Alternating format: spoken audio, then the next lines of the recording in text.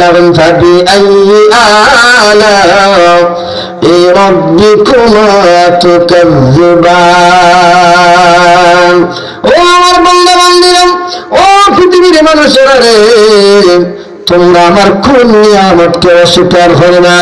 আল্লাহ তাআলা এমন কোন নিয়ামত সৃষ্টি করেন নাই যে মানুষ অস্বীকার করতে পারবে আল্লাহ তাআলা যাহা কিছু পৃথিবীর মধ্যে সৃষ্টি করছেন সবগুলা মানুষের উপকারের লাগি হোক সুবহানাল্লাহ আসলে এগুলা কোনো মানুষের গণ্যে শেষ করতে পারবো আল্লাহ হুকুম করতে না তাউদ্দু নি'মাতাল্লাহি লা তুহসুহা আল্লাহ তাআলা ফরমান तमाम জাহানের মানুষ একত্রিত হইয়া যত গাছপালা আছে সব গাছপালা দিয়ে যদি মানুষের কলম বানায়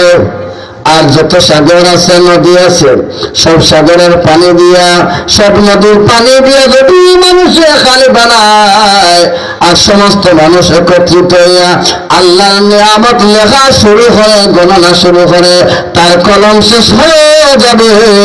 খালি শেষ হয়ে যাবে কিন্তু আল্লাহর নিয়ামত লিখিয়া গনিয়া শেষ করা সম্ভব হবে না সুবহানাল্লাহ